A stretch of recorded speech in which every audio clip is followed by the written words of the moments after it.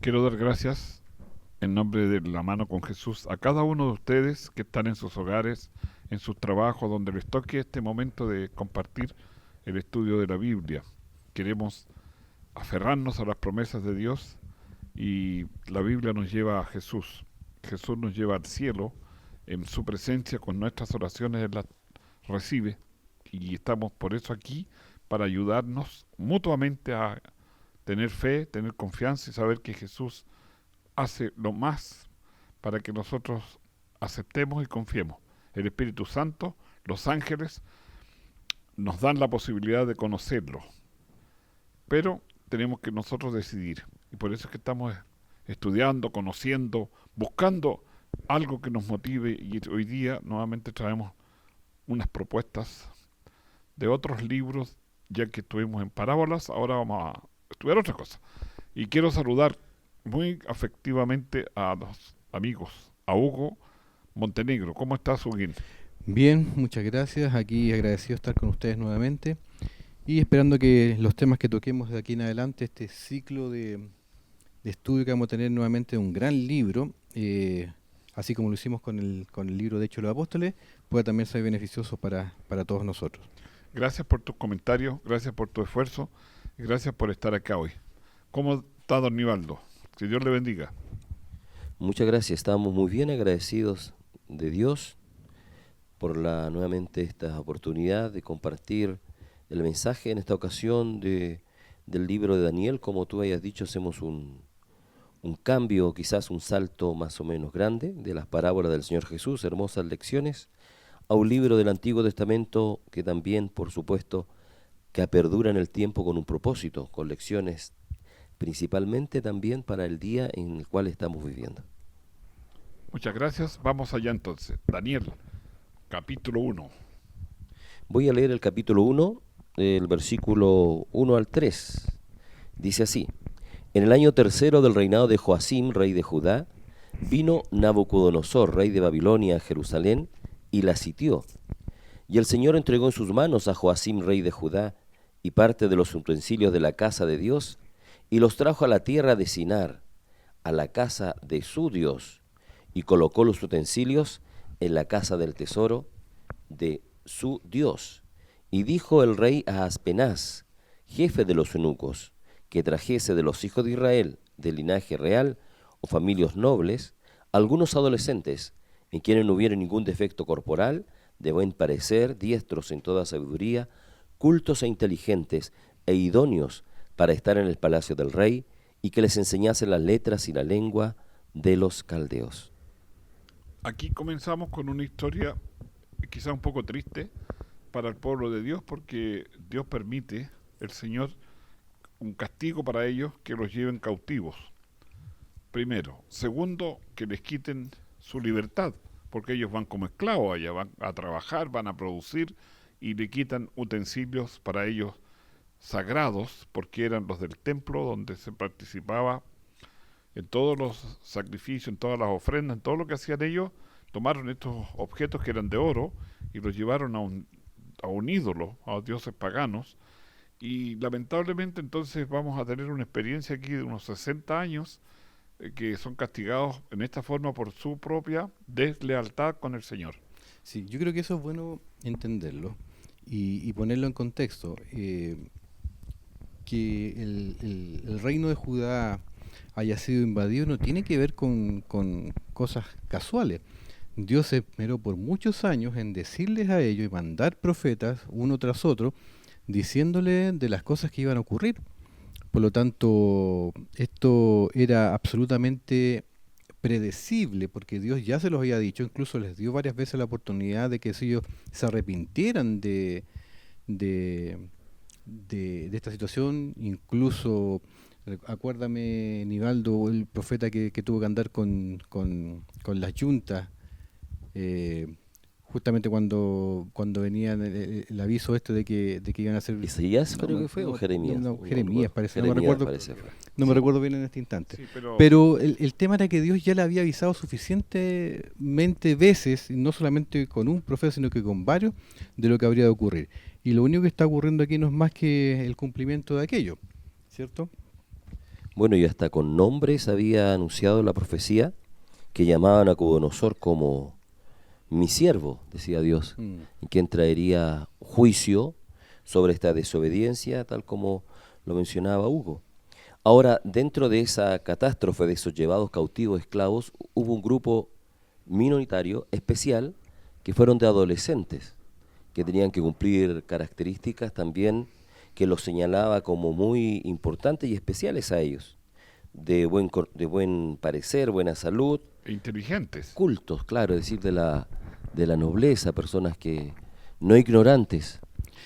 Sí, aquí hay Ellos un fueron detalle llevados ahí a Babilonia. Sí, aquí hay un detalle importante porque Nabucodonosor, bueno, el pueblo babilónico fue un pueblo inteligente, no solamente un pueblo invasor, sino que era un pueblo que le gustaba las culturas, ¿ya?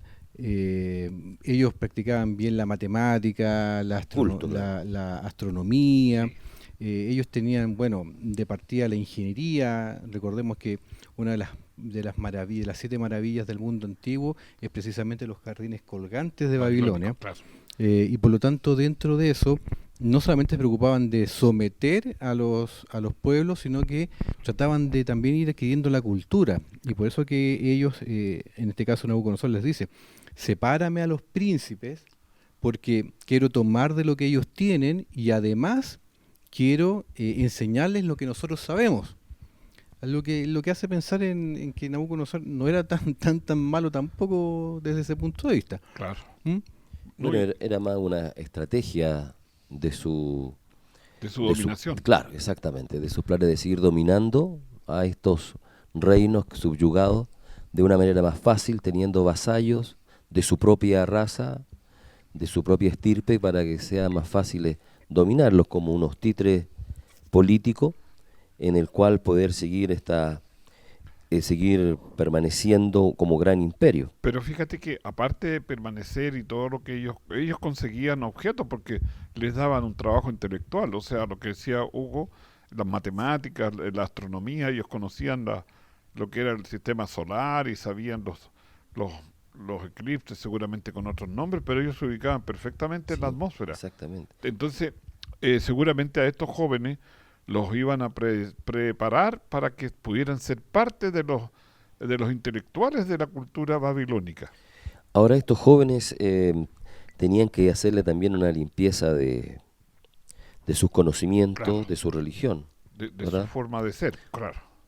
Claro, y dentro de esa hubieron varias cosas que cambiaron, por ejemplo, Le sus cambiaron el nombres. nombre, Exacto. Ya los nombres de ellos eran nombres que tenían relación con Dios. con Dios y le pusieron nombres que tenían relación con los dioses paganos. Con sus pueblos, claro, Claro, exactamente. entonces lo cambiaron ya de su lugar de vivir, ya no estaban con sus familias, eran adolescentes, no eran personas jóvenes ni adultas de propia decisión, sino cerebros aún moldeables. Claro. Ya entonces le cambiaron los nombres, le cambiaron su idioma, porque dice que le enseñanse las letras y la lengua de los caldeos.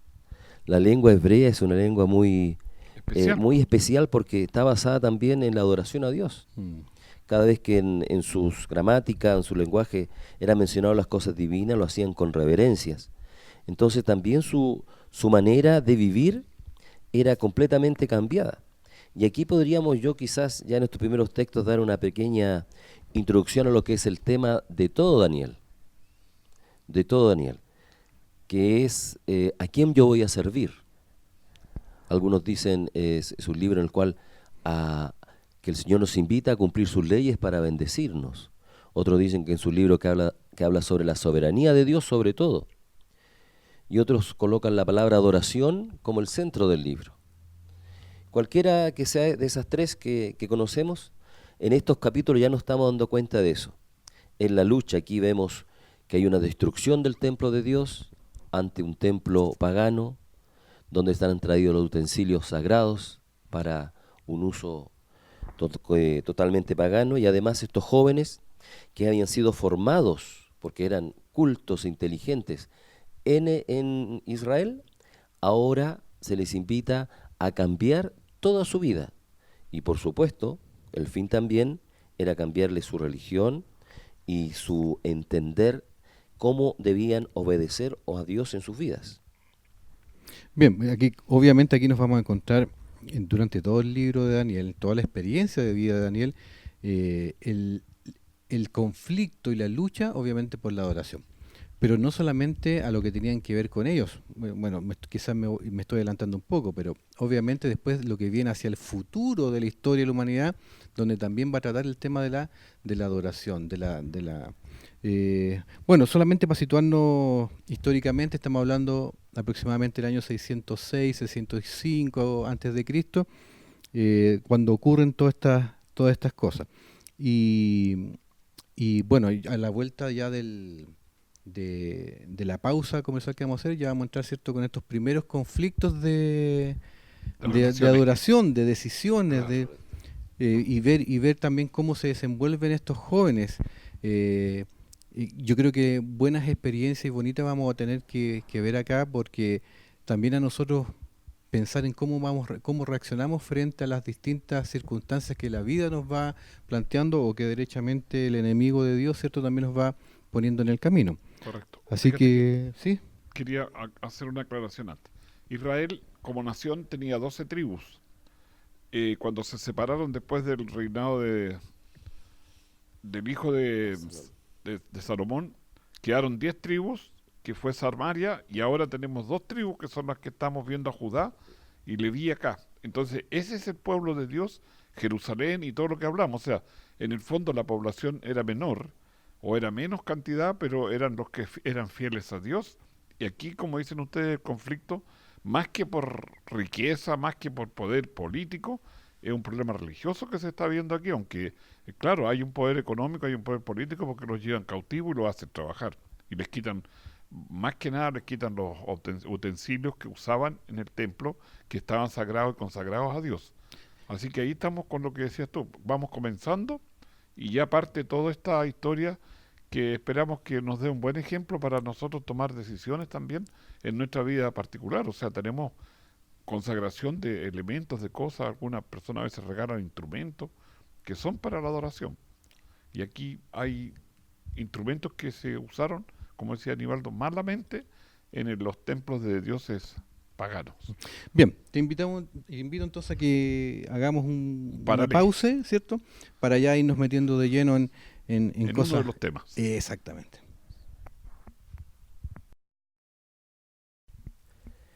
Estamos abriendo las páginas del Antiguo Testamento, encontrándonos con el libro profético de Daniel, el capítulo 1, estimados auditores. Vamos a leer ahora el versículo 5 y siguientes, que dicen así: Y les señaló el rey una porción para cada día de la provisión de la comida del rey y del vino que él bebía, y que los educase durante 3 años, para que al fin de ellos se presentasen delante del rey. Entre ellos estaban Daniel, Ananías, Misael y Azarías, de entre los hijos de Judá. A esto, el jefe de los eunucos le puso nuevos nombres. A Daniel le puso Beltsasar, a Ananías Sadrac, a Misael Mesac y a Azarías Abed-Negó. Ya, aquí partimos ya con la historia, pero no nos podemos confundir porque son las mismas personas con nombres distintos, pero con funciones.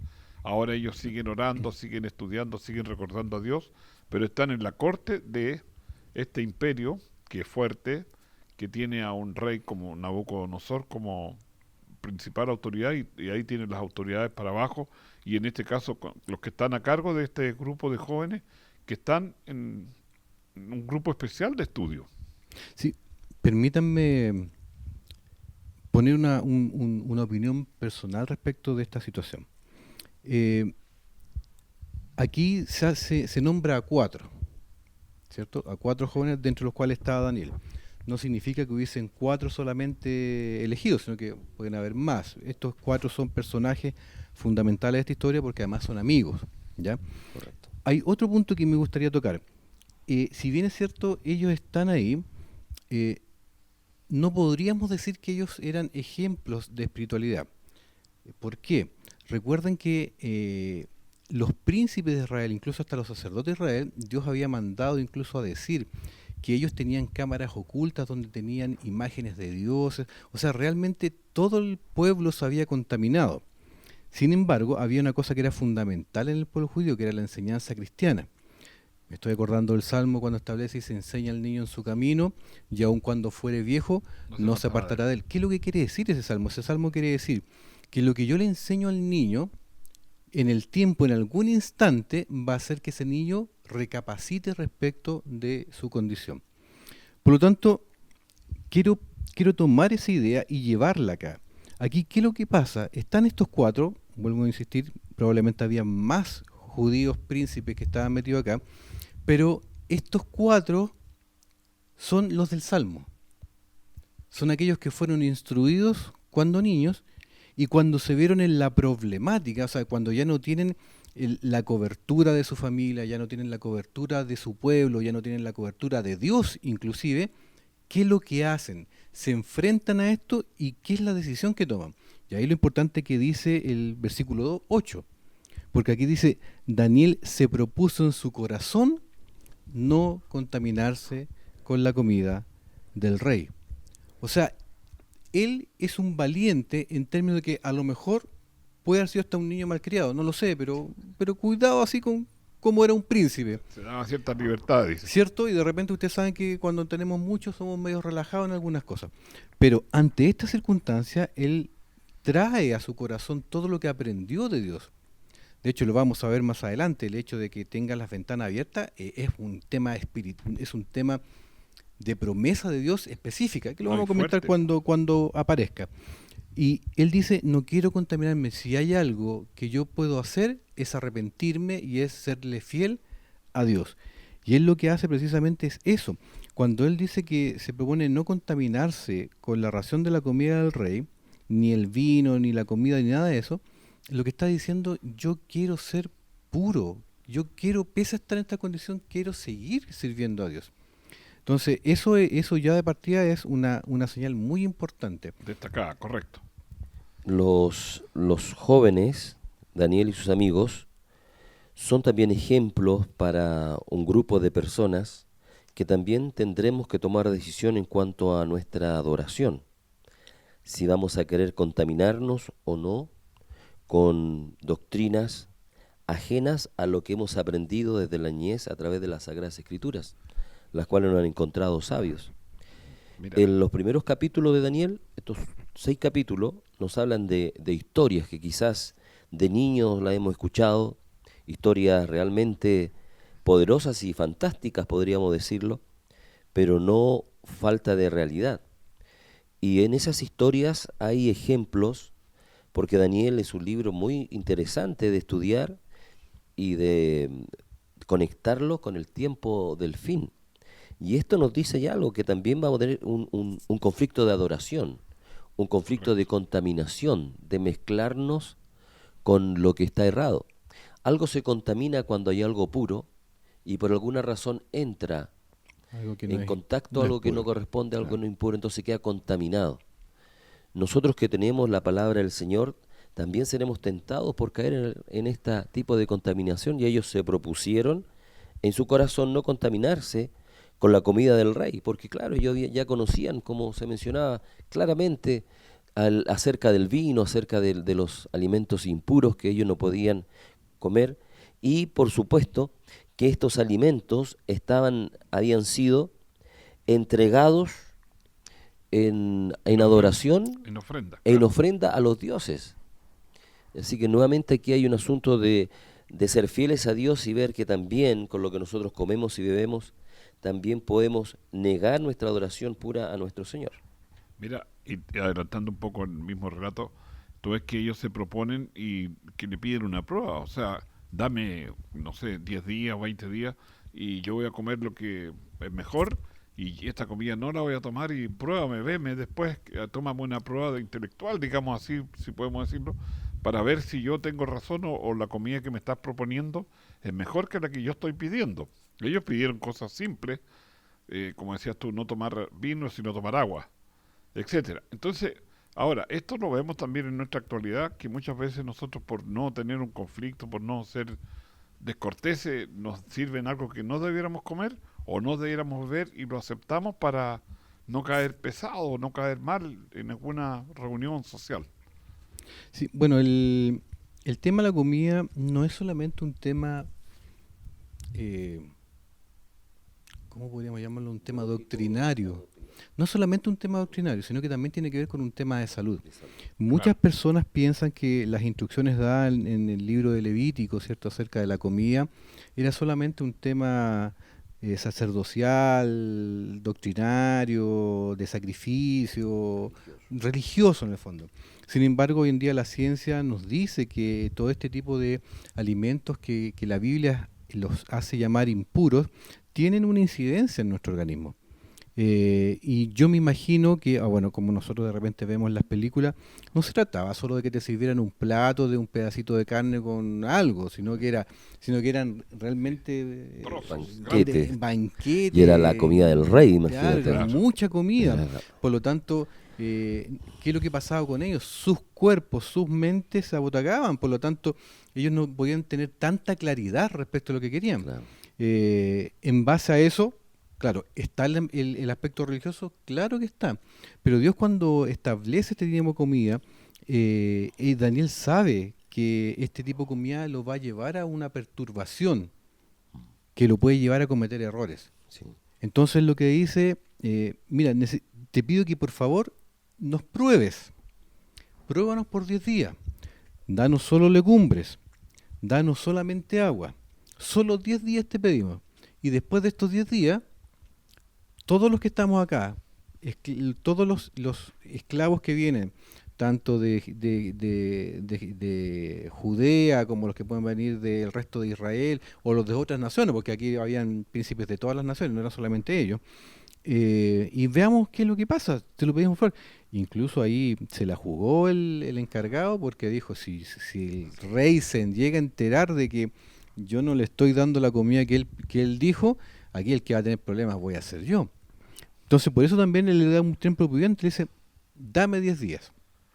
Y yo no sé no sé a cuántos les va a pasar, a cuántos les ha pasado, pero por ejemplo ahora en Fiestas Patrias, no sé, pues tenemos 5 días de corridos de celebraciones.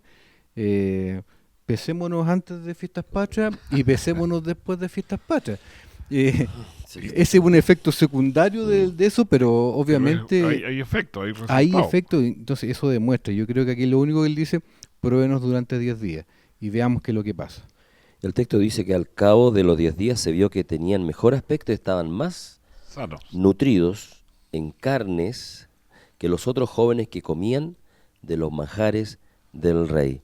Y por esto, dice después entre las bendiciones, que no fueron hallados entre todos ellos otros como Daniel, Misael y Azarías. Así que quedaron al servicio del rey. En estas cosas de tomar decisiones tan minúsculas, porque alguien puede decir, bueno, el alimento es algo de poca importancia, pero ellos tuvieron que tomar decisiones de esto poco. Yo creo, igual que lo que estamos mencionando, y es lógico, que hubieron muchos otros judíos ahí que comieron, Mm. que hubieron muchos otros jóvenes que eran también desde pequeños criados en las Sagradas Escrituras, que comieron.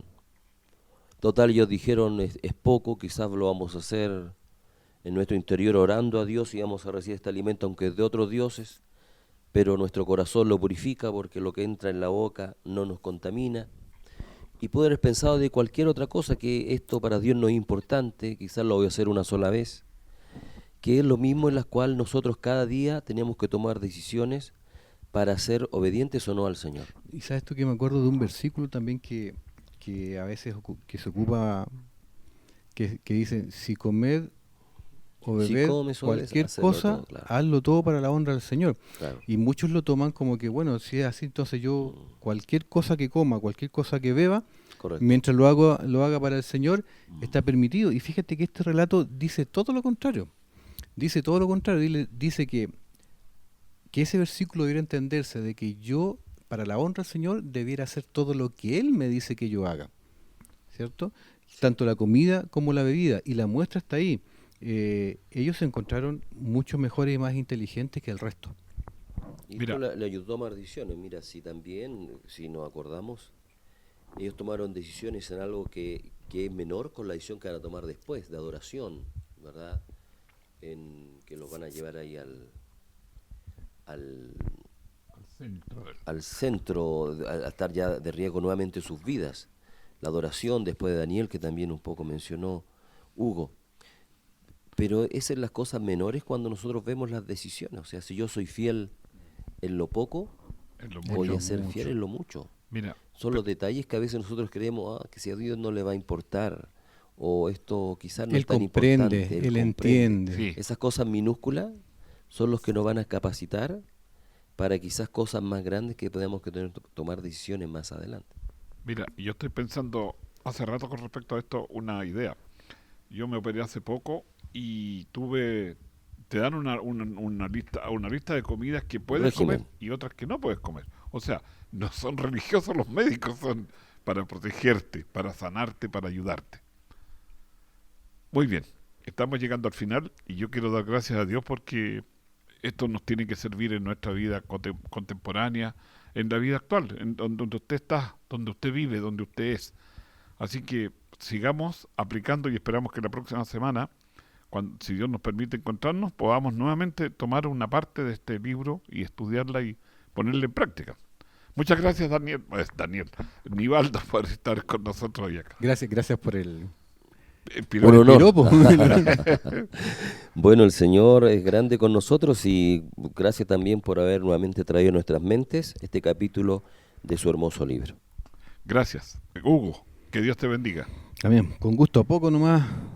Se nos hace poco el tiempo para tratar esto, pero lo bueno es que vamos a tener al serie. menos 12 capítulos donde vamos a poder ver el tema de Daniel. Así que los dejamos invitados desde ya para que puedan juntarse con nosotros nuevamente para poder seguir estudiando este libro. Y ustedes pueden verlo en su casa, pueden seguir buscando y mirando y encontrándose con el Señor y con Daniel, que les puede dejar alguna enseñanza positiva. Que el Dios del cielo y de la tierra nos acompañe y les acompañe a ustedes.